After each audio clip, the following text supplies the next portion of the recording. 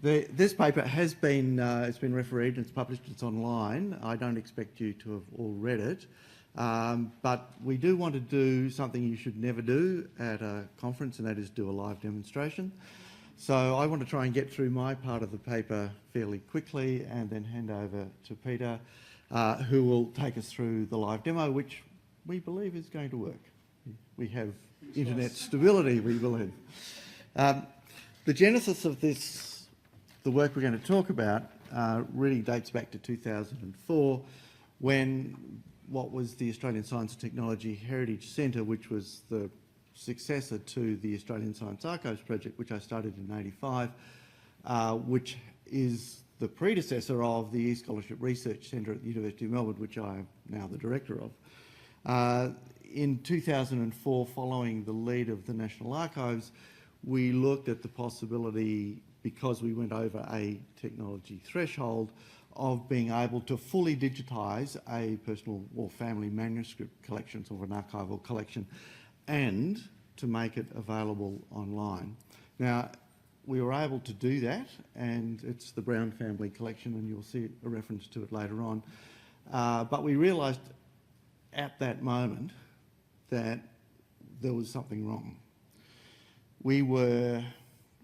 The way we were making the material available, we felt was not ethical, it was not moral, and it was perhaps even not legal.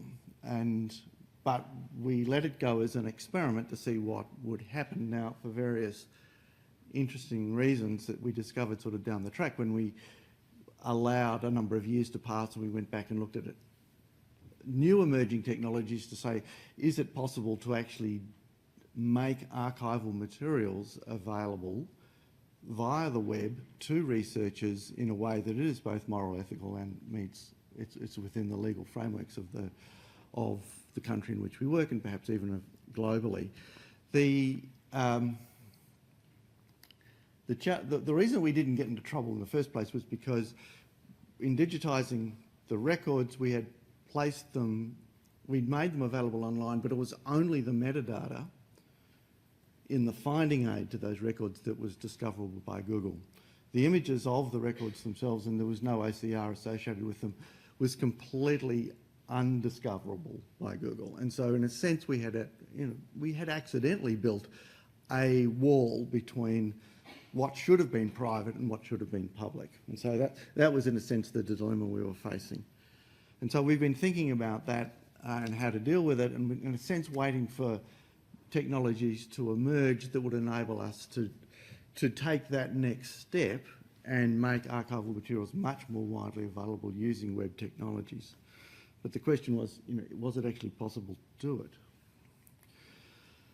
So a key question we had to deal with was this whole notion of records, archives and publication. This slide is the message is very, very simple. The stuff that is in archives is absolutely vast beyond most comprehension. The amount of stuff in archives that is actually publishable is tiny. However, most, and I suppose speaking to librarians, most of the community don't realise that there is that extraordinary difference between the two. And when stuff is taken out of those boxes in the shelves and selected for publication, it's only a tiny percentage of what's available, unless it gets very old. And often then you've lost a lot of stuff anyway. And some good examples in Melbourne of a archival publication process, and this relates to the Florence Nightingale mentioned in the lecture this morning, is the Ferdinand von Mueller collection, which was the original records were destroyed in the 1930s, and there's been a 30-year program to try and find, relocate von Mueller correspondence around the world, transcribe it, this is pre-digitisation in the imaging sense, and make that available online. And that is a publication process, and everything is being published, over 15,000 letters. Well, there are available to those who know where the URL is, but we haven't actually had a launch yet. But that whole notion of publication, which is stuff that can be selected, that goes through a whole editorial process where there is a responsible publisher who is prepared to take on the legal risk associated with making that stuff publicly available.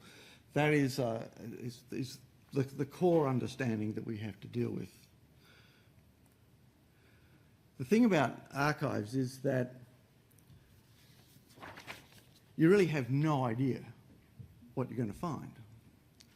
So there's this serendipity element to the content.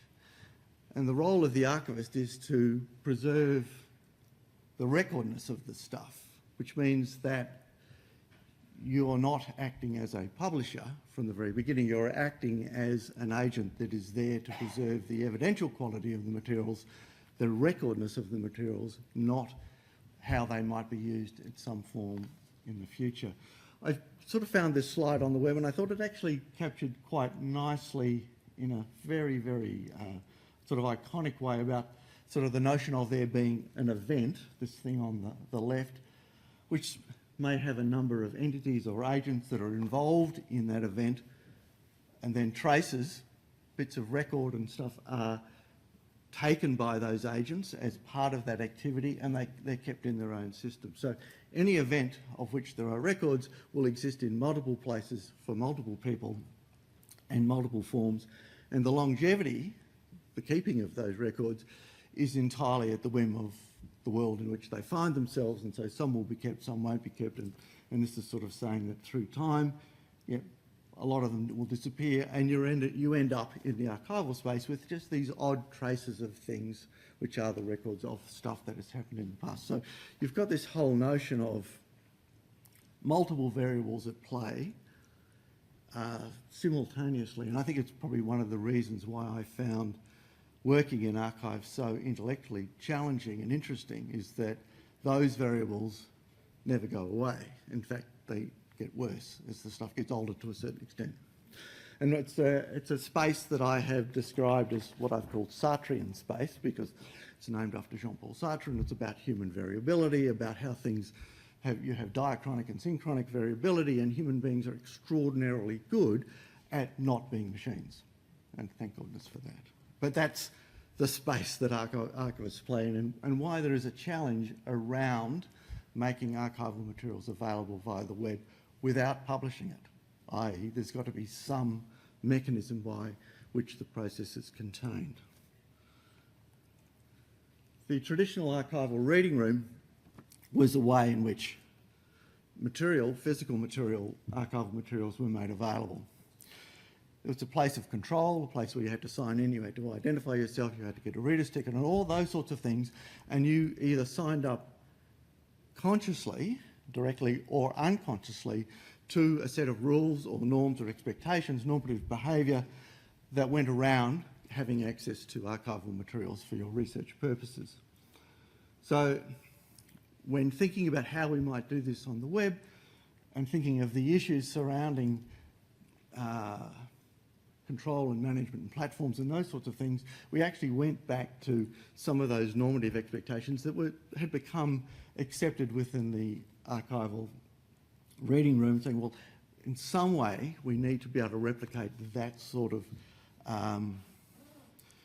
activity in a web space.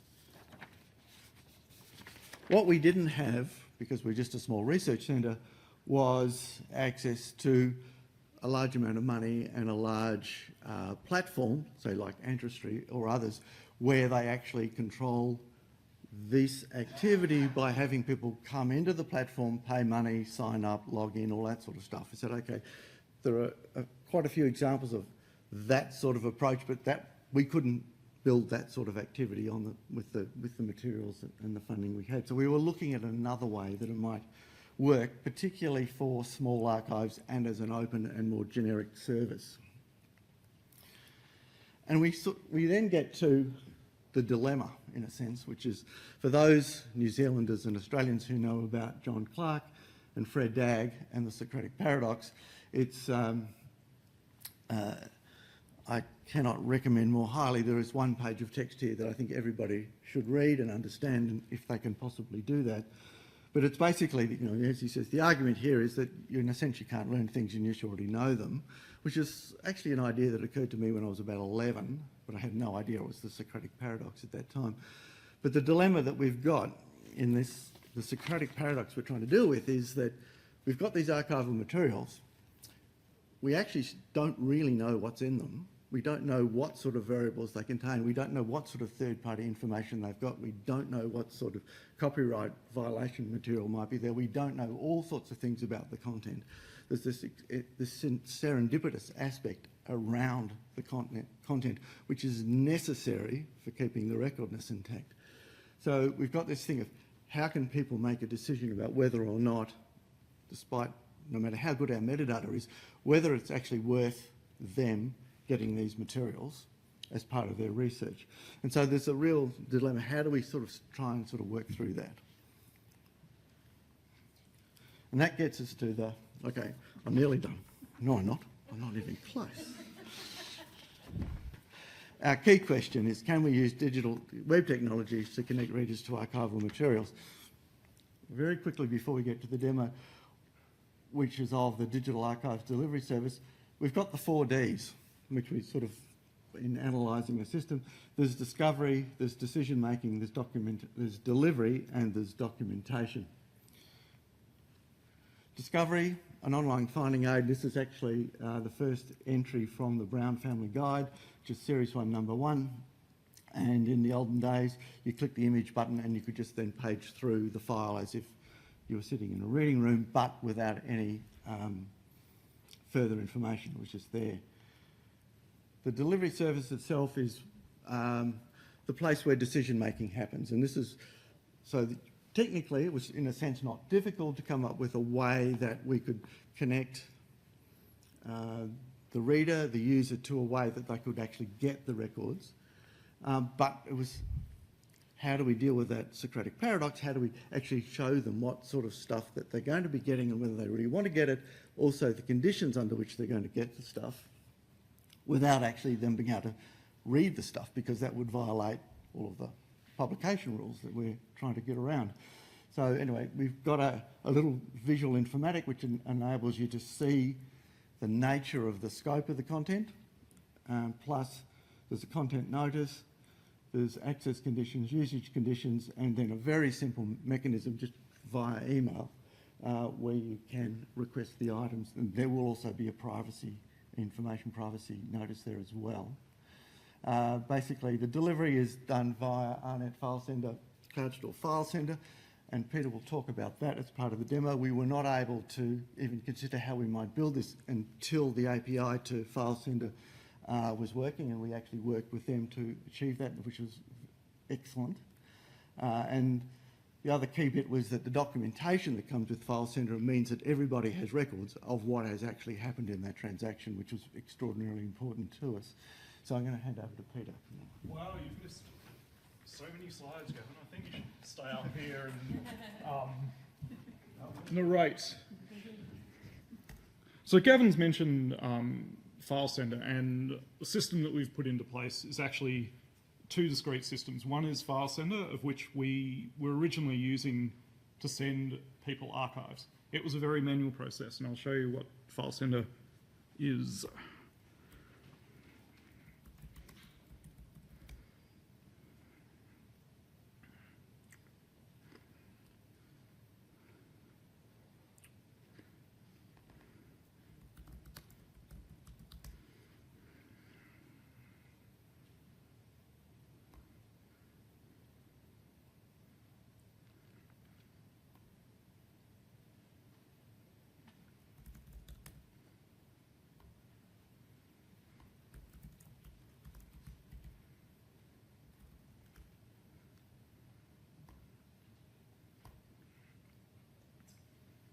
This is file sender.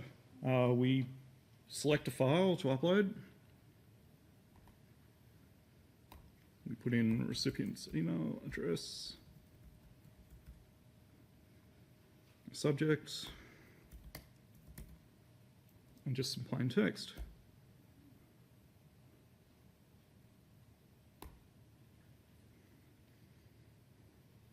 Click send. Our upload is complete.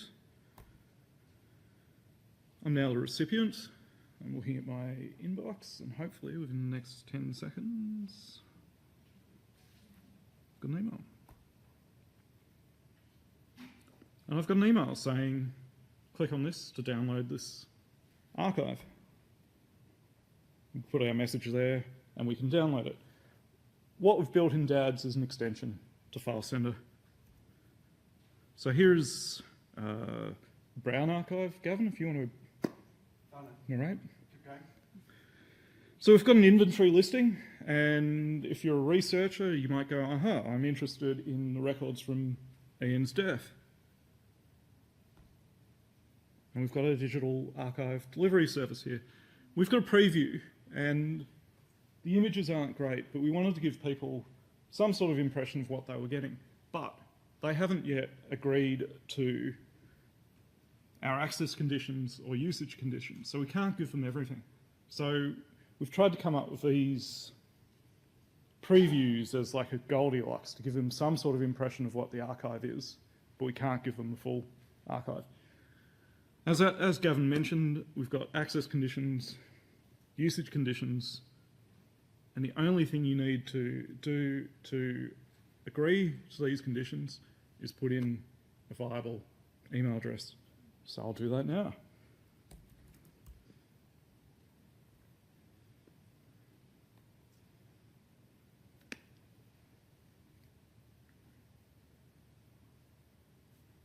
I'd check my email address.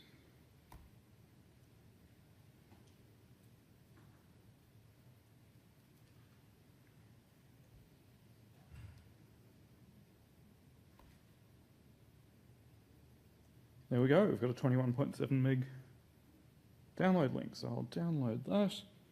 I've got my conditions of access, my conditions of use there that to agree to, I have to download the file, so I'll download that background.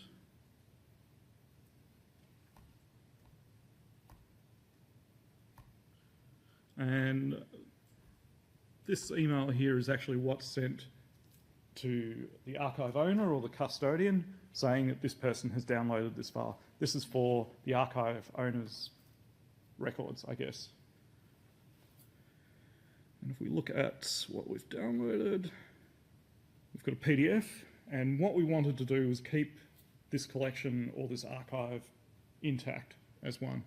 And so we've got our source statement, the date of request that it was delivered, because we don't know that whether in future our terms and conditions might change. We've got our item description, which we saw on the website, content notice, access conditions, conditions of use, and then each page is a page from the archive. One thing that we worked at originally as our proof of concept was a directory just full of raw images. I guess the beauty of that is that the archive is, as it was, pristine, but the drawback of having separate images is we don't have an intact archive. And one of the things that we're trying to do here with the PDFs is allow people to have their own archives. And to allow people to have their own archives, it all has to be intact. Gavin? So if we go back to the... No, where's that thing? Okay. So there were a number of constraints. So we're really just sort of concluding now, and so there'll be time for questions. One of the things we have to work within and try and make sense of is the Copyright Amendment Act of 2017, where they start to make this distinction between publication, public records, or things available to the public, and also material that is available for research purposes. I was actually looking at the Act yesterday because it's becoming critical for one of the projects that we're working on, and they're actually not very clear about it. And I think this is still an area, a concept. There's a number of concepts here that we actually have to articulate far more clearly, and this is a sort of typical thing that the digital technologies force us to do, is the things that we take for granted in the print world. We actually have to realise that there are a lot of hidden meanings in things, and we have to be far more explicit about them. And I suppose that was what we were trying to do in that very first draft of the content notice, the access conditions and the conditions of use, so three different things, is to be actually quite explicit about what they might be. I guess one other thing we're trying to do is we're trying to move fast and we're actually breaking things. A lot of systems that are built in library are that there's a lot of thought and planning in advance, and basically what we've come up with was a very basic concept, and we've just reiterated again and again. It's not perfect, it's not beautiful, but we've done it on a very small scale. Yeah. So the idea is that it's a service that could be generalised. But for it to generalise, there will have to be standards built around the articulation of those access conditions, conditions of use and content notices, and the way that they are articulated and the way that they can be utilised. It's like a serving suggestion. That's right. Also, there can be many different levels of conditions that could apply to records, so that it could actually, one of the content notices could be, we cannot give you these records digitally, you have to go to the research room. And you actually have to go to a secure research room. And in fact, you can't wear any clothes and you're not even allowed to take in a pencil. Or maybe even better still, you don't immediately get the archive. It goes through that's right, any number of possibilities. Phase where it gets approved. Yeah. Don't know about the nudity. Yeah. At the moment, interesting, and this is one of the first things that people said, because IT people said, is that, but this is geared to like one archival item at a time. Why can't somebody select the whole lot, all 465 items within the Brown family collection or whatever it might be? And we said, actually, no, people cannot make due and deliberative decisions doing something like that. In fact, we're trying to slow the processes down so people are much more aware of the obligations that are associated with getting access to archival materials, because they are so variable. But on the other hand, we don't want a chained library. We don't want... No. It's just, we want things to work at human scale. It's human knowledge. The possibilities, some interesting ones, because we do start to collect contact details and we're only collecting an email address, is the plan at the moment, you could set up a blind collaboration or referral service.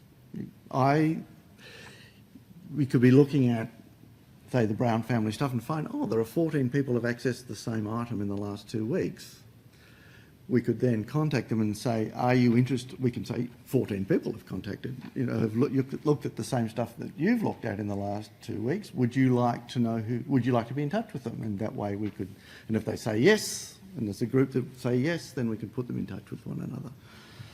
It's entirely up to the user to make that decision though. There are multiple forms of delivery product. The PDF and the images are one, but in fact, any digital object could be delivered via that form.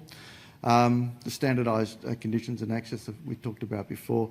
There's also something that's missing in archival processes at the moment in a systematic way, and that is mediated feedback mechanism. So where people discover new stuff, the serendipity in the materials, they can actually feed it back to the finding aid. So we actually get growing, enriching finding aids rather than these static things that we tend to have at the moment. So there's all sorts of possibilities. So far, and we've done this actually very quickly, and just really some of it's happened just in the last few days, we don't think there are any real deal breakers that have turned up.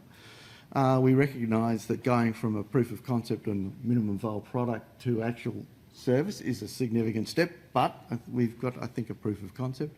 And we're keen to collaborate with others who are interested in exploring this further. And we're sincerely keen to collaborate with others. We're wanting to try different stuff out. So if you do have any inkling of collaboration or any suggestions, please come see us.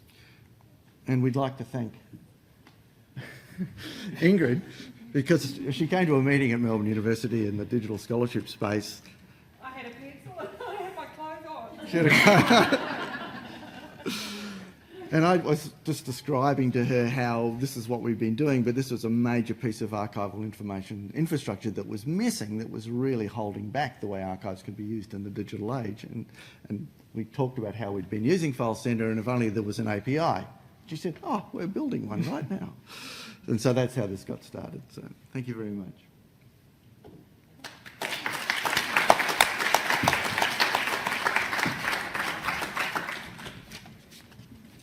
Have a little bit of time for some questions. Does anyone have any questions? We've got some microphones in the middle of the floor. Yeah, sure. If you want to make, or Melissa, sorry.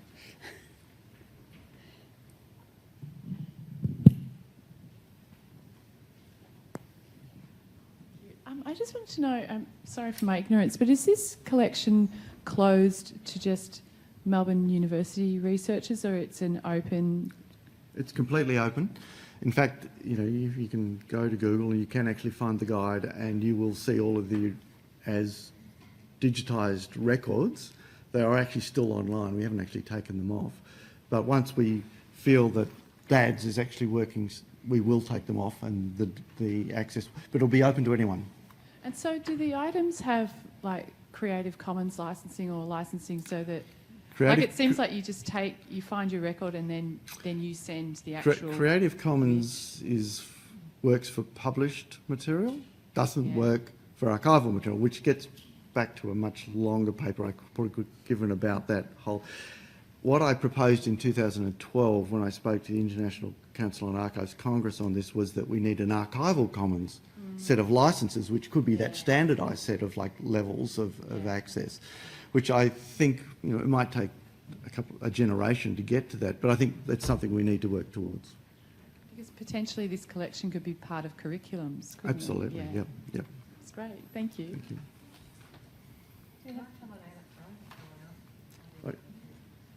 Hi, I'm Jo from the State Library of Victoria. I'm just interested in the preview images. So how do you, like, what's your rationale for selecting that, and how do you kind of make sure that those things don't, say, get used inappropriately? That's a really good question. We